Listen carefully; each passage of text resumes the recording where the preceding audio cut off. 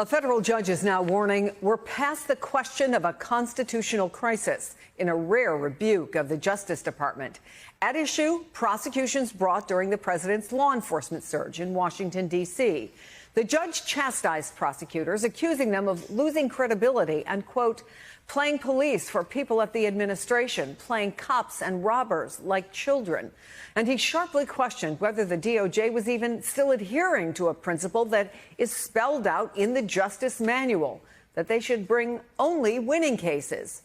And it's not just harsh comments. That judge is now demanding the DOJ either expunge the record of someone they arrested and then dropped charges against, or explain why they won't. Joining me now, former federal prosecutor, MSNBC legal analyst Paul Butler, former federal judge and president of Dickinson College, John Jones. Back with me is MSNBC legal correspondent Lisa Rubin. Lisa, take us inside that courtroom. What happened there? What is in that? Because it reads not like anything I've seen. No, it's absolutely brutal. So this was supposed to be a hearing in the case of Edward Dana. He was a defendant who was arrested essentially for punching out a streetlight on the exterior of a building in D.C. He was also intoxicated. And after he was arrested, he made some comments about fascism in the United States, and during which he made some threats, basically saying that he would take on anybody who came after him. He would F them up, so to speak, and also said that that included the president of the United States. That's the point at which the U.S. Attorney's Office in the District of D.C. charged him with the federal crime of making a threat against the president. At yesterday's hearing, only 26 minutes before it began, the U.S. Attorney's Office notified Magistrate Judge Zia Faroukli that they wanted to dismiss the charges, and the rest of the hearing was focused on, why do you keep doing this? Why are we now approaching double digits of people that have been arrested during this surge of troops in D.C. against whom you cannot sustain charges, either because a grand jury doesn't vote to indict or because you see things like body-worn camera that make you second-guess your own judgment? And during it, can I read, Chris, if I can, from a little bit of the transcript? Judge Faroukli was a federal prosecutor for 12 years in D.C., has been on the bench for 5.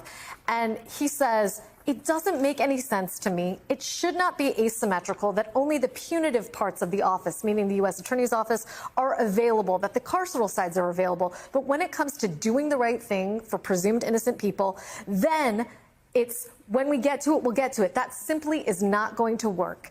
The offices, it's not fair to me to say they're losing credibility. We're past that point. In my life as a federal prosecutor, and I will say decorated by the prior U.S. attorneys, not myself, I have never then nor now seen in my life the volume of motions to dismiss federal criminal complaints. Paul, the U.S. attorney in D.C., Jeanine Pirro, was just asked about this. Let me play what she just said. I'm not going into grand juries and telling them what to do and what not to do. That is their prerogative. We are advisors to grand juries. We tell them what the law is. We present cases that are clearly based on the evidence. My job as a prosecutor is to bring criminals into court and to try to prove my case beyond a reasonable doubt. I'm not into going back and forth with judges. I was a judge, okay? That's not what I did as a judge. So we need to leave politics out of it. I'll do my job. He should do his job as a judge and leave his politics out of it. What do you make of that response, Paul? Chris, this is high drama because judges and prosecutors rarely criticize each other. They have to work together every day. The judge is mad that Jeanine Pirro is throwing the book at people in federal court when most of these are not federal cases. They're more properly charged as low-level misdemeanors in D.C. Superior Court.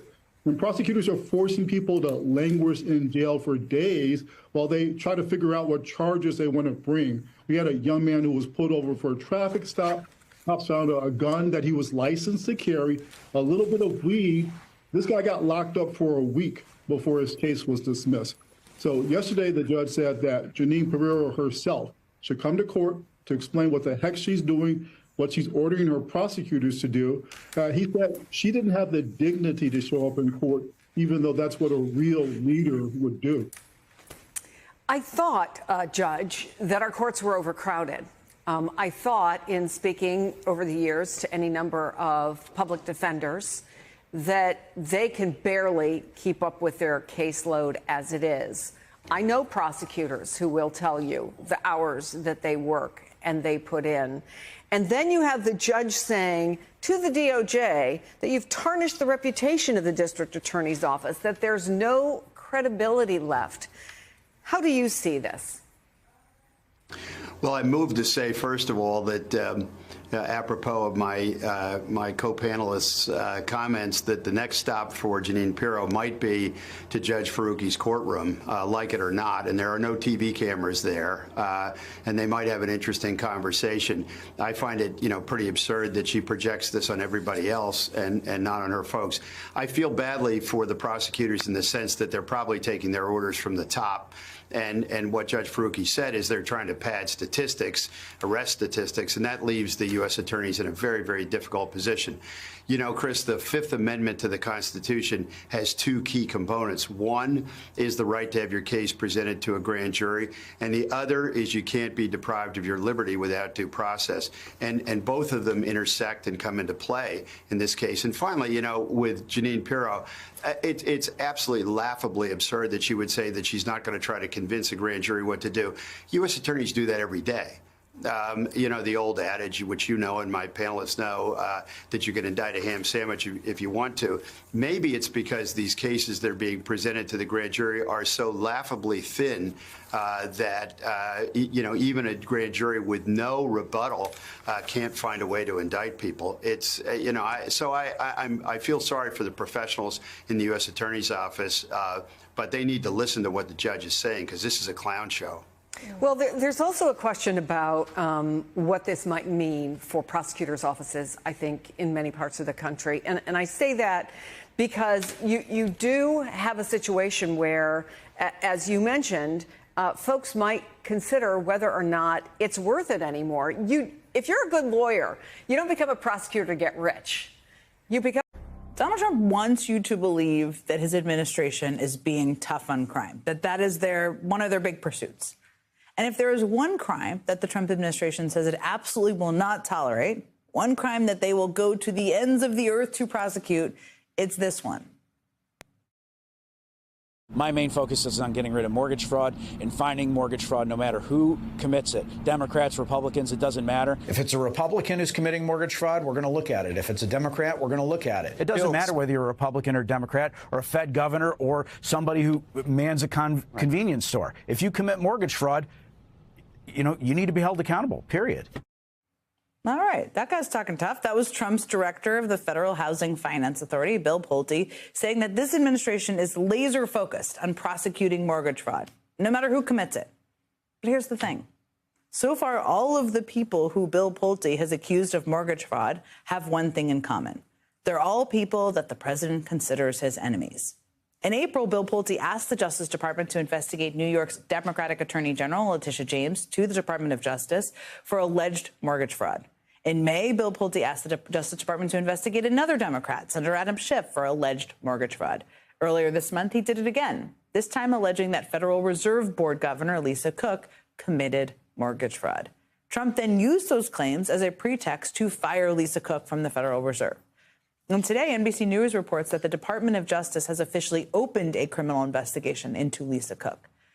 None of those officials have admitted any wrongdoing, and both Lisa Cook and Letitia James have suggested that the allegations against them are the result of a clerical error. But Bill Pulte says that doesn't matter.